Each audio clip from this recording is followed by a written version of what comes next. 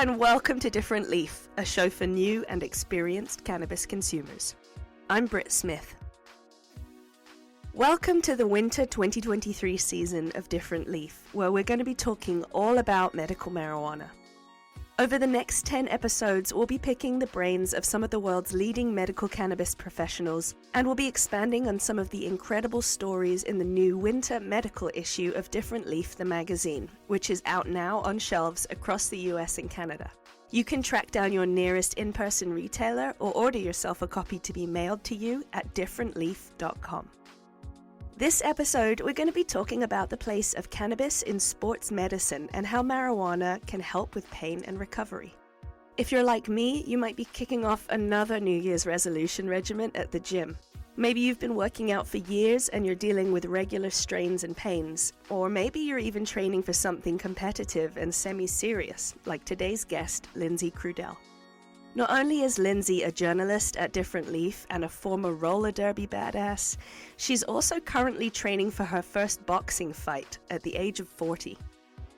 Her latest article in the winter 2023 medical issue of Different Leaf the magazine is called High Performances, a look at how cannabis is being used in sports. And she got to interview some of the leading sports medicine professionals to get the lowdown on how marijuana really helps athletes with prep, performance, and recovery.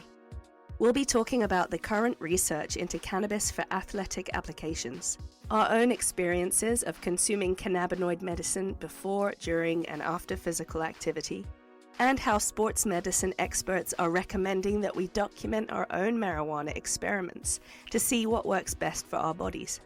We'll be right back with journalist and amateur boxer Lindsay Crudele.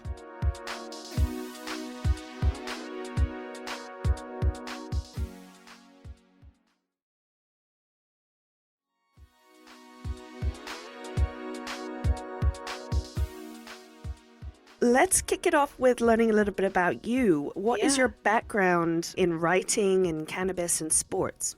I have been a journalist for 20-something years, probably longer than that, and I write mostly about food and really kind of growing that thinking into kind of all the things that we consume. And I dug into this piece thinking a little bit both as a reporter and also, as a boxer myself. I'm training for what I hope will be my first amateur fight over the age of, I'm exactly the age of 40, which puts me in the master's class, which is what we call the elder boxers. And so it's... That's what they call you? Oh, a master, yes. I like that. Not because I'm great at it. It's just that I'm old. And there are a lot of things that you discover as an athlete trying to accomplish the things we might have done when we were younger. Things hit a little differently. And so I ran into issues as a distance runner, trying to train as a boxer at the same time. That looked like overuse and injury and needing to really manage that. I'm also a chronic migraine sufferer, so when I get a headache, it probably is going to stick around for a really long time, and I have to either vanquish it or live with it. And cannabis has been one tool as I explore, this whole landscape of solutions, whether it's traditional pharmaceuticals or otherwise, which frankly have not, the traditional medical establishment hasn't been the first line of solution for something that's really taken me down for many of my days. And cannabis is something that does help me manage a migraine. So this is something that you actually went into in the article in Different Leaf, where you've written about sports and pain and cannabis, is that the medical establishment is kind of behind the times on sports and pain. Why is that? There's a suite of reasons why this is the case. And in many cases, as one practitioner dug into, I spoke with for the piece, this really is a story that goes back to Prohibition, when we looked at the prohibition of alcohol in this country, and then when that was no longer, the folks who were so intense about alcohol decided to take on cannabis. And we look now at cannabis as a Schedule I drug, which means that according to the Schedule I classification, there's no medical use and a high potential for abuse. And it's classified alongside drugs such as heroin. And so that really limits what kind of research is going to fill the pipeline for the medical establishment. We're looking at hospital systems and insurance systems that are funded by federal funding. And so they can't take the funding and also incorporate cannabis into their practice because they would be violating federal law. Right. So in order to find practitioners who are thinking about cannabis, there are a number of practitioners that have split off into private practice. And those are a lot of the people that I was able to connect with who were willing to talk about cannabis and sports medicine, unlike traditional hospital systems who gave me a wide variety of ways of saying we don't know or we don't want to know. And there's a real limitation as long as we're looking at Schedule 1 classification on how much research can take place. And so until 2021, I think there was one crop that was actually a verified research source of, you could research this plant from the University of Mississippi, I think it was. So, and in 2021, there was a federal expansion there. So many more research studies can take place, but it's still a pretty small slice of the research taking place in the medical field overall. And so then when you look at sports performance, athletic applications, it's a much, much smaller slice of that. So it's just very, very limited information there in terms of what we can prove according to traditional means. So research is thin mainly due to political issues, but cannabis has obviously been used by humans for thousands and thousands of years. It's in medical pharmacopoeias across the world, dating back thousands of years. It's been used for pain. When it comes to the research that we do have, even though there's not much of it, what is there that we do know about what cannabis can do for pain for athletes? So for many practitioners who are operating in private practice, obviously, if you can't use traditional insurance there, there are some cost considerations, although many of them will speak to sliding scale and so on. So that's where you get to have a conversation about a more holistic application of how cannabis can be considered as part of your athletic experience when you're dealing with things like muscle strain or other kinds of fatigue and overuse injuries. And then it's a much more holistic conversation as well when we think about the ways that cannabis has been considered as a medicine. We can look at how some of us use cannabis for better sleep. Sleep is a really important component of athletic training. Diet, appetite, soothing, calm nerves. There's so many different ways that we think about the plant as useful to us. Athletes aren't just thinking about pain management, although that's obviously one big component. There are many more reasons to think about the things we have to deal with in sport.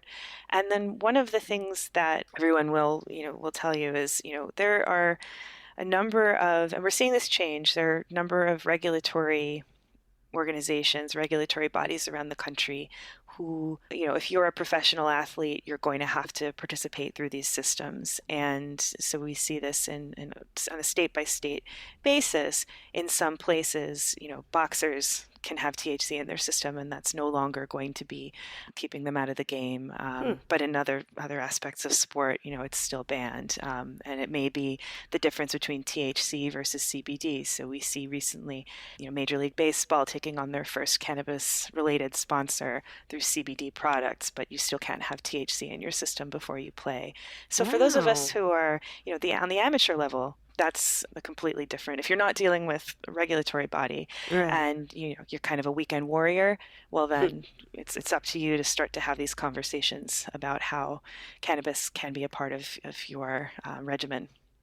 So you mentioned sleep and appetite, and those are obviously really important aspects to anybody who's trying to get healthy, whether or not you're doing this professionally. Like for me, I like to just go to the gym. I like to swim. I really like to jog with my dog. I try to get into a bit of a routine to try and keep my body in general just healthier as I age. And nutrition, sleep, pain management, those are all really big parts of it. There's also the performance and the recovery when it comes to folks that are trying to do, like you know, just sort of personal goals. You want to perform well and you want to recover well. And those are really, really big parts for anybody who's taking part in physical activity. That's a big part of getting through it is, you know, recovery. So you mentioned that some sports are allowing a little bit of CBD here and there. Is that what you have learned that athletes seem to be turning to? Is it mostly CBD? Well, it depends on who you talk to, of course, and that is in a big way what this conversation really looks like. Some of the doctors that I spoke with, said at the point that we are going to step aside from looking to the traditional medical system and we're going to have these, independent conversations, it starts to look like a little bit of trial and error. I had one wonderful conversation with a doctor who said, well, look, when I tell people, to try THC and CBD ointments for the first time, ointments come up a lot because topicals are often a place where people can start experiencing the potential benefits of cannabis while not experiencing a psychoactive experience, which is a little bit more inclusive to someone who's cannabis naive. And, he said, well, look, what I would tell you is find the thing that hurts in your body. You could say that's sore neck or sore back, and put on the salve and do it for 3 weeks and journal every day. And then at the end of 3 weeks, stop. And then record how you feel. And if you see a difference, well, now you know. And it's a little bit of doing your own research there, I suppose. One of the doctors I spoke with said that she likes to recommend for her patients, in some cases, a salve that might contain THC and CBD. Obviously, this is going to depend on where you are in the country, but for those states where we can access THC products, she said that they may benefit working in tandem. So she had an ultra runner, for example, who came in with a pretty banged up knee after a long run. And since the knee mechanism is so close to the skin, a topical ointment might be a great place to look. But then, as you mentioned, things like going for a jog, or you could think about maybe lifting, or some of these activities where you might want to, consume or smoke or inhale, whatever other applications that are not so much about just a topical salve, but performance. And it really will come down to what we are, outside of a regulatory issue, considering performance enhancement. And so one of the things to consider is, one of the doctors talked about how, she said there's a really fine line between performance enhancement and also potentially having a detractory experience there. So obviously, so she said, so sometimes with edibles, you could take very, very small amount, 2.5 milligram, and no more than that, sort of pre-psychoactive. And some folks find that to be helpful. You hear a lot of the really distance runners try this out and say that sometimes it can help them sustain their focus, and it just feels good in various ways in really long runs. But then over a certain amount, especially when you're trying cannabis in a way that may be potentially psychoactive, you may cross over the hill into a place where you're maybe shooting yourself in the foot a little bit. So you can end up a little bit slower or dizzy, lightheaded, things like that. So those are things that she kind of warned. And it's all going to be about trial and error. Everybody said, if you're going to start to integrate this and learn from your experiences as you're trying to integrate cannabis into your athletic practice, journal. Everyone says journal. Talk about how things, because they're going to feel differently on different days, maybe you came to the game with, just like all athletic practice feels different depending on how did you sleep last night and the weather and your mood, and things can really change. So these are things that can really benefit from keeping a good record on your own as well. Yeah, very, very good advice, writing everything down. The other pieces of advice that I noticed in the article that really caught my eye was hydrate before you medicate. I can't say enough about that, especially if you're in a part of the world where it gets really dry. Like I'm in Boston, and in the winter, I can just constantly drink water all day long and I still feel like I'm dehydrated. So whenever I smoke weed, it dehydrates me way more. I can't imagine trying to do exercise with that little hydration in my body. So really, really important to hydrate well before you try and use any kind of cannabis products, especially if you're about to do something super active with it. And then also the other thing was to eat. So again, that nutrition and keeping up the levels in your body, because like you said, sometimes THC can, especially if you're a new user, can make you a little dizzy. There are some side effects, sometimes from CBD, things like dropping your blood pressure. I think that it's a great idea to go low, go slow, hydrate yourself, make sure you got some food in your body, and then keep your journal so that you know how it's going for you.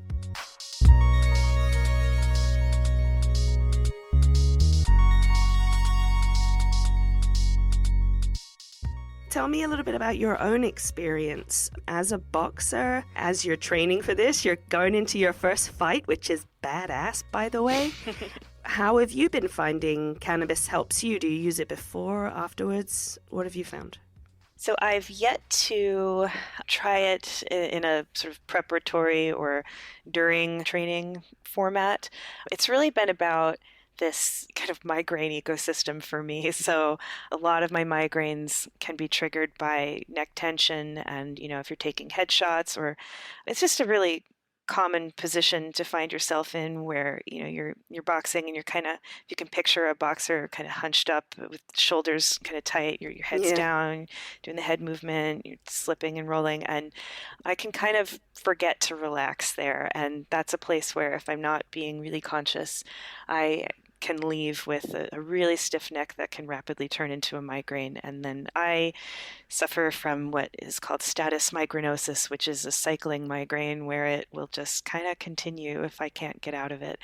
Ooh. And it's pretty crummy. Yeah. So my longest migraine was a month and a half. Oh my goodness. You're kidding me. No. And so I just had one that was maybe 5 pretty good days of it, and then another week where I was never really headache free. Lindsay, how are you surviving?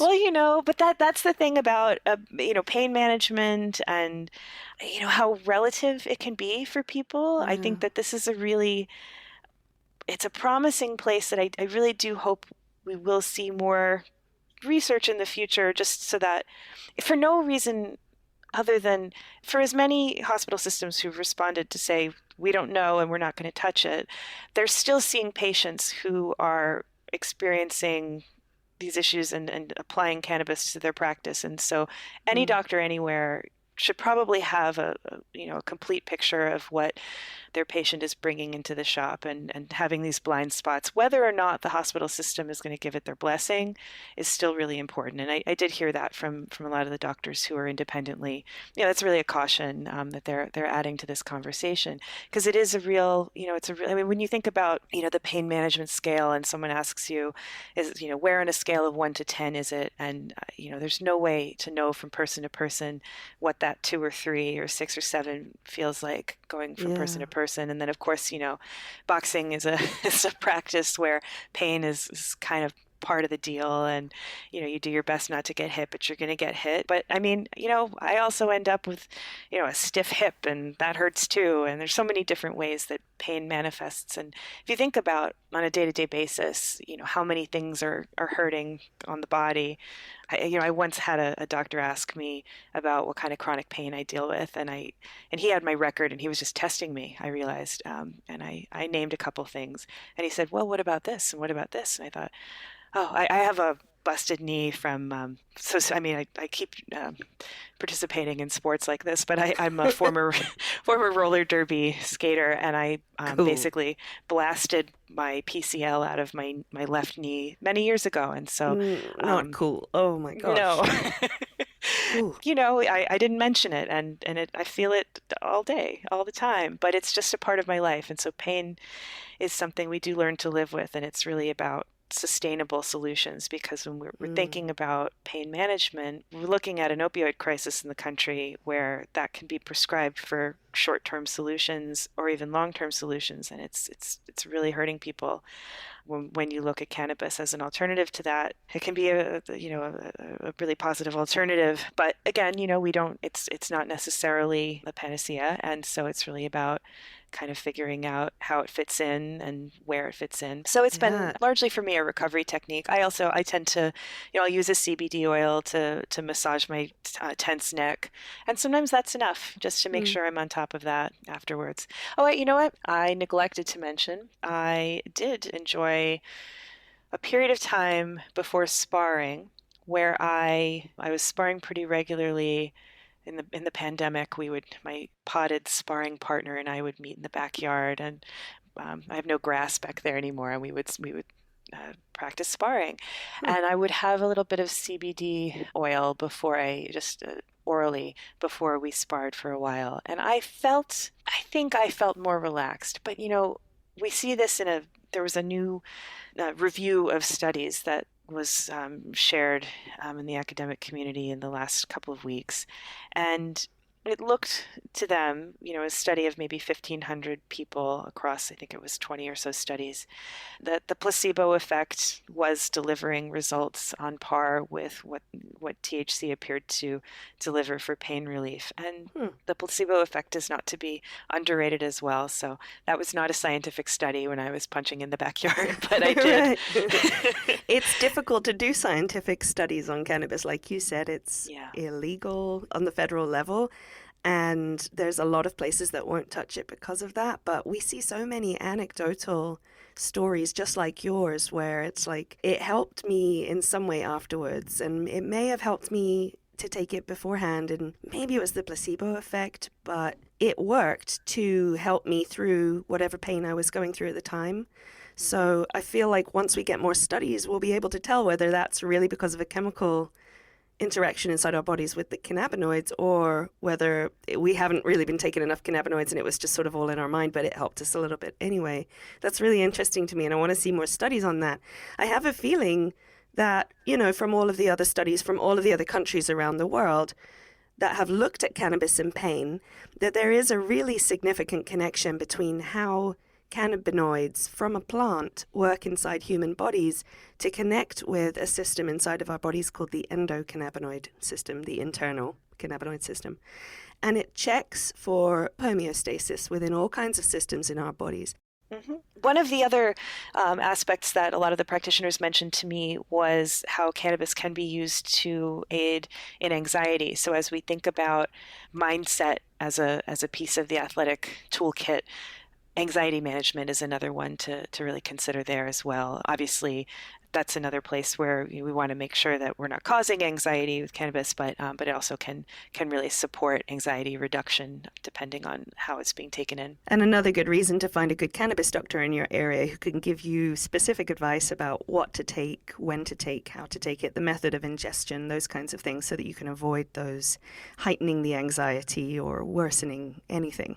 It's really about a holistic approach that I think as an athlete and as a researcher here, trying to think about all of the components that lead to your athletic performance success. So it's not just about one piece of muscle is hurting. It's really about your mind and your sleep and your appetite and your performance and your recovery, and all of that comes together. And I think some of the private practitioners are starting to think that way as well.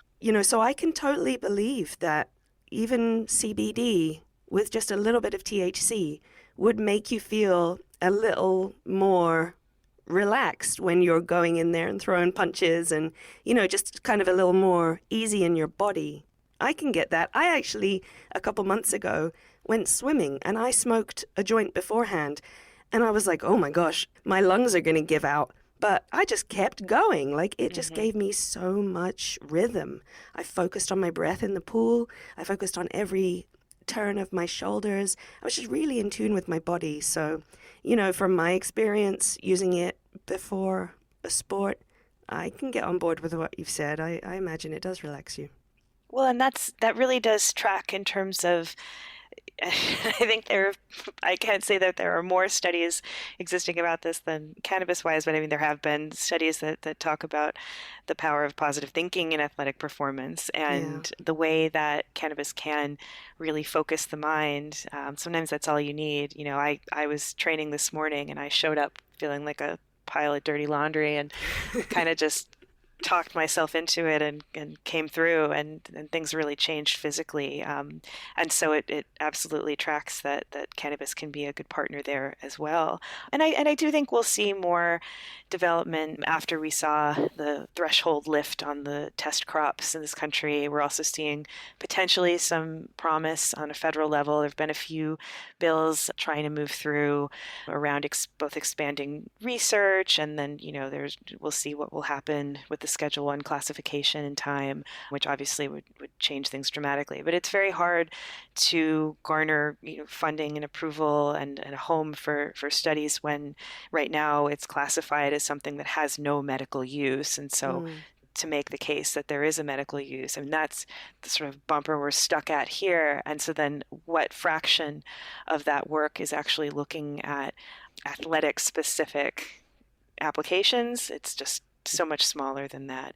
But obviously that's not stopping people from experimenting with it, and also just private practitioners saying, you know what, I've been working with this for long enough, and since in my state I am able to speak comfortably about it, I'm going to open my own private practice. And this feels like, one of the doctors I spoke with feels like it is his sort of a mission of justice to make getting medical approval, more available, more widely and affordably available to people, so they can take some of these conversations into their own hands, especially when otherwise they're being pointed toward, opioids and other more traditional methods that really aren't serving them. Whether or not it's going to be about pain management, like I said, overuse. We definitely hear it with runners, recovery as well.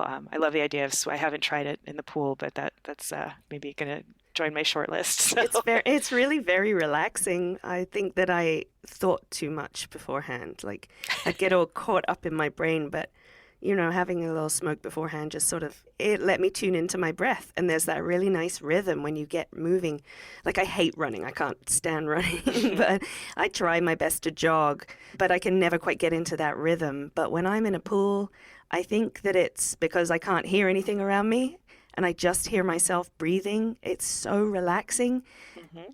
But oftentimes that's when my mind starts to flood with thoughts because it's so quiet. So the cannabis sort of helped those thoughts just quieten down, just focus on the moment, in the present moment, and how I was moving and how it felt on my skin. And, it just made me feel really present with myself, I guess.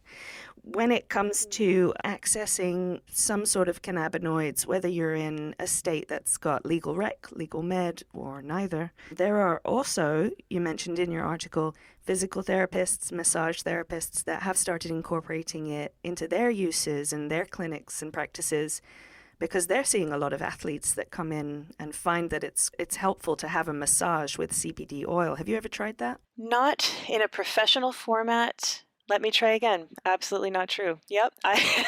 So actually, one of the methods that I turned to, especially as migraine was becoming more present in my life, was acupuncture. And so I've seen an acupuncture therapist who does use a CBD salve, when we finish up. And I would say I've often integrated acupuncture usually around the time that I'm starting to go out of my mind with the migraine is still here. And I do feel like when I've been to her, it tends to be, and it could just be that's when it's moving on. But I have had a pretty positive correlation with heading in for that particular treatment. And certainly CBD salve is a part of that as well. Usually around neck, we spend a lot of time thinking about sort of neck and back and anything that may be contributing to headache. And that is a part of that. Yeah, definitely is. Well, this has been an incredibly interesting article to read. I am excited to see, the development of research with sports and pain and cannabis in the future. So hopefully we can catch back up in times to come and see if we've progressed anywhere and if we've got some more research that we can really base this on. But definitely a very interesting area to keep your eye on. Thank you so much, Lindsay, for chatting with us today. Is there anywhere that folks can find out more about you and your writing?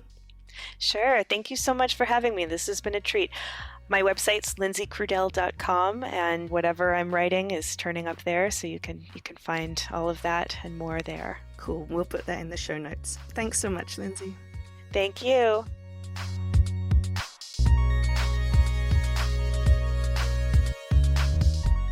A big thanks to this week's guest, journalist Lindsay Crudele.